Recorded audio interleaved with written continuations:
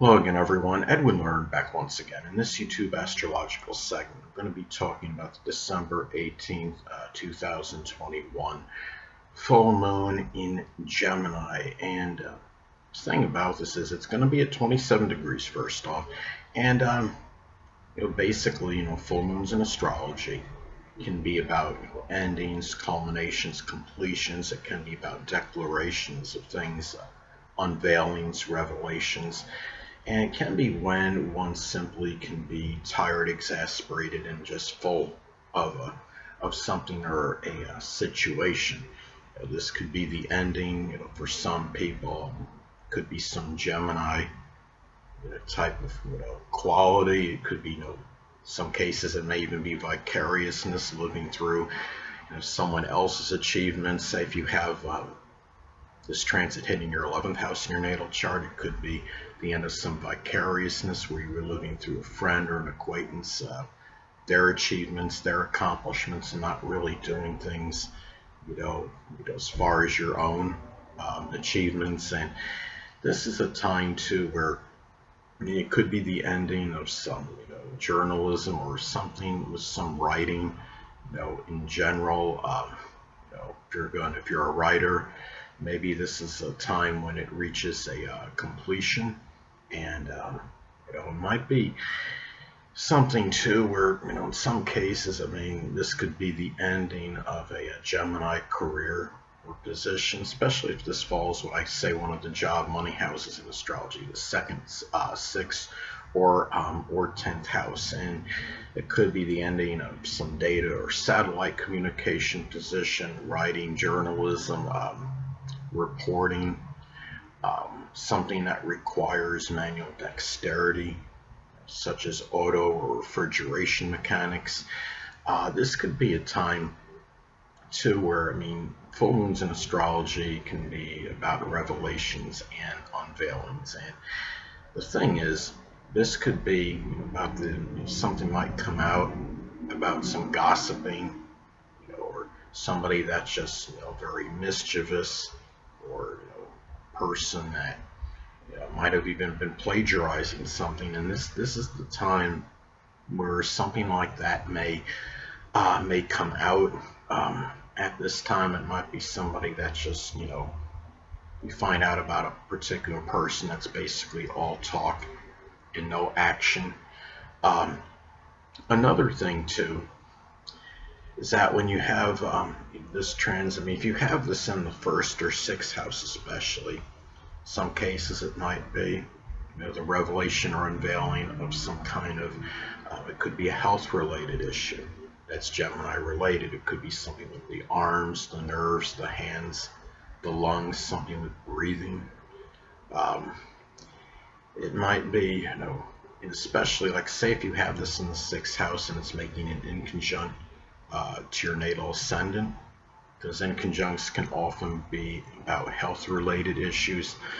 Um, Another thing too, is that when I look at this transit as well, as far as Sabian symbols being at the 27th degree, it could be something where something may be unveiled that's connected with more prosperity and affluence at this time.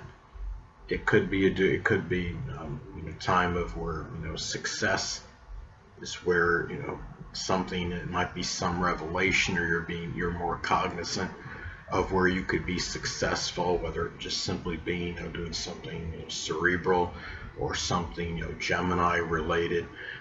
In general, it can be a time to when you look at as far as this transit goes. This is something too where you have to, Gemini energy, of course, far as the moon, the sign goes, is about variety. And if you have this, when this transit takes place, you're talking about full moons about being tired, exasperated, or simply full of something. And it could be a lot of high strung, excitable, emotional energy that can be coming out. Full moons in astrology can manifest in very uninhibited, unrestrained, um, emotional energy. And this is something, uh, when you have this transit, it can be one where a lot of these feelings might come out, manifold feelings, which is about, Gemini moon can be expressed that way. What's interesting is that there's the moon in Gemini, at this time is makes an inconjunct to Venus, and Pluto at this time. And the thing is, when you have any conjuncts in astrology, it can be about adjustments. It could be too much or too little of something. It might be the fact that you have Pluto making an inconjunct to this full moon in Gemini may manifest in where there might be too much control over the emotions, or it could be too little. It can be a time where, in these feelings, there can be expressed, of course, could be manifold, because we are talking about Gemini um, energy. And the thing is, too, you have Venus in Capricorn making it in conjunct to this full moon in Gemini. And that could be too much or too little of something. That could be, Venus in Capricorn, by itself can be, about just the love of having, structure and discipline and concentration on something. And you have the moon in Gemini, which is more about how, feeling, emotional need to do many things, to do manifold things, to have variety, to have, go many different places. Or Capricorn energy is more about just having, some concentration on something. And the thing is, again, it can be too much or too little of what I described with Venus in Capricorn and the moon in Gemini. Now, the thing about this too, of course, when you have, the transits of the full moon can be, very intense, and you're talking about, the full moon again can be about endings, whereas, the new moon, of course, is more introspective, and it's about more about new beginnings. But the thing is, remember, when you have a full moon, you have something may come to an end, but at the same time, it can be, signify something new. The moon in Gemini, full moon in Gemini could manifest in the ending or culmination of perhaps dissipating oneself through lack of an integrated purpose, a unifying purpose. It's something too, and when you have an ending like that, it can be a time where maybe one comes to a realization, or is cognizant of the fact that they need to do something which requires, more stick-to-itiveness, more persistence and tenacity. And the thing about this as well, as far as this transit goes, one really good thing is that you're going to have this moon is going to make a trine to Jupiter in Aquarius. Remember, the moon and full moons in astrology can be about coming out with something. It's public. It can be something where some people may come out, with some idea, couldn't be, or it could be just something, new product. As an example, it can be something. And you have, just making the trine to Jupiter in Aquarius. Jupiter in Aquarius by itself could be very fortuitous for ingenuity and innovation. And then you have the moon in full moon in Gemini being able to come out and present something, go public with something. This could be a good period for others to come out, with a communication device, or something with communication, something with mobility, like how we have those autonomous driving vehicles. Something where, where you have something with, perhaps with communications, which is Gemini, or even short journeys, could be vehicles, which could be very innovative. And the fact that Jupiter is making the trine to the moon in Gemini could also be more prosperity in whatever somebody might be bringing out to the public in connection with the moon in Gemini. At this time, I joke with people, we could have a remote control bicycle or something, something that could be, very, you could say, very unique, very innovative at this time. Hold on a moment, people.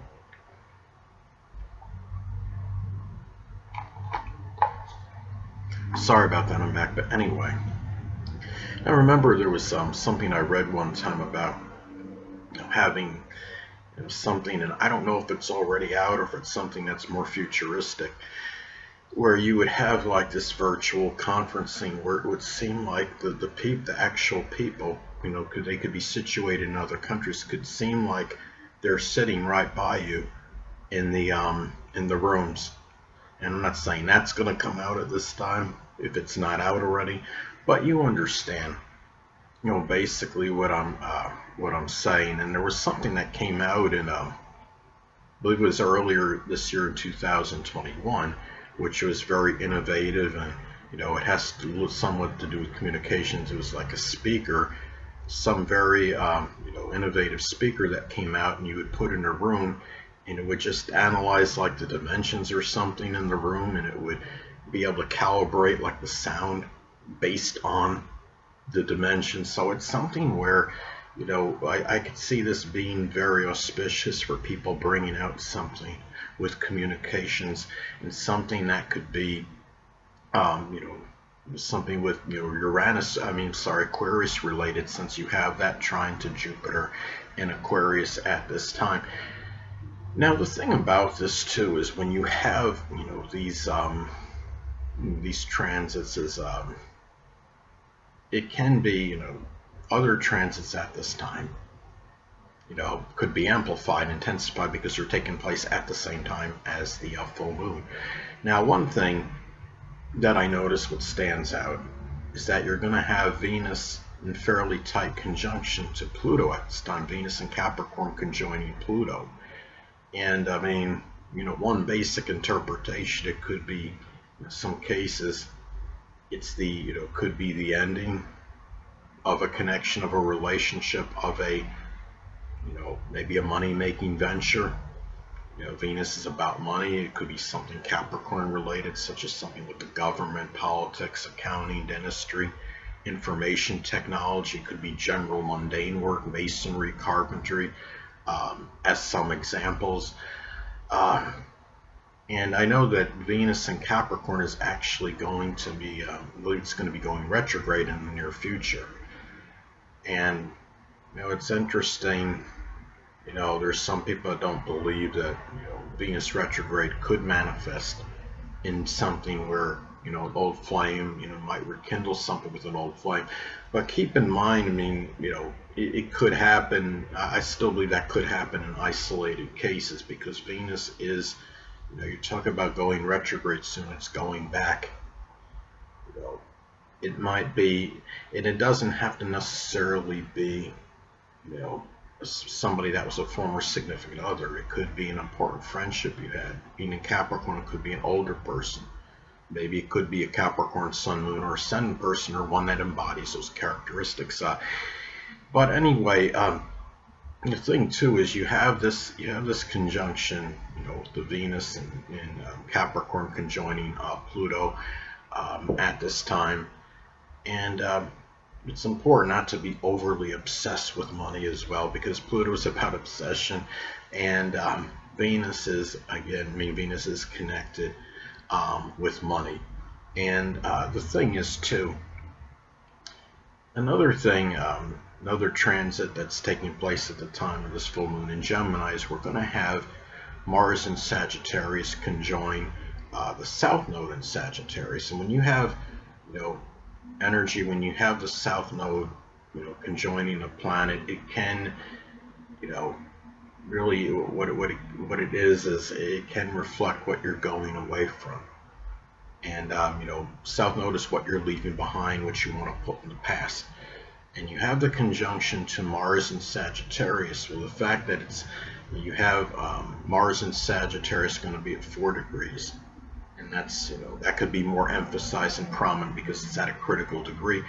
And then you have the South Node at 0 degrees Sagittarius. This can reflect perhaps leaving, going away from maybe a contentious situation, maybe fighting over philosophies, or religion, or or some, it could be some belief. Maybe it was even something, that's sports related. You know, at this time, it could signify the end, you know, of some battle. It's interesting what some of you that follow sports in the NFL. There's been, some, talk. Perhaps there's some speculation, at least by some, I would say, analysts or commentators, about the COVID protocol. What needs to be done. Can they make it more stringent for these players? You have a lot of people that have gotten tested positive in recent time, and could it be where maybe the argument over this might be coming to an end soon? Time will tell. Um, the thing about this is too, and it's also when you have this transit of the Mars, conjoining the South Node. you know, the South Node, again, it could be about what you're going away from, what's less. It could be diminishing energy, and the fact that it's conjoining Mars, it could be more diminished energy. That the Mars in Sagittarius by itself could manifest in very exuberant, enthusiastic energy, putting a lot of energy perhaps into sports and publishing, and it could be religion, adventure, exploration, foreign travel as some examples. But you might, as far as that energy goes, it might be somewhat depleted at the time of this transit. So it's something just to keep in mind at this time. And also, you're going to have, when you have full moon, of course, the sun is opposing it. And when you have the sun is going to be close to the position, is going to be close to the galactic center. So it can be a focus for many on doing something that could be very monumental in their lives. The sun is about life, and you have it at Sagittarius, and again, it could be something where there could be a focus on something that could have a powerful impact on one's life. It could be something Sagittarius related. It might be something connected with sports or publishing or religion. It might be a time where one might shine the light, so to speak, on maybe expanding horizons, and that in itself obviously could be very significant for many, and it might lead to something for people that can be obviously something that has a lot of significance at this time, to say the absolute least. So anyway, people, that'll conclude this YouTube astrological segment. Until next time, people, Edwin Learnard saying stay well.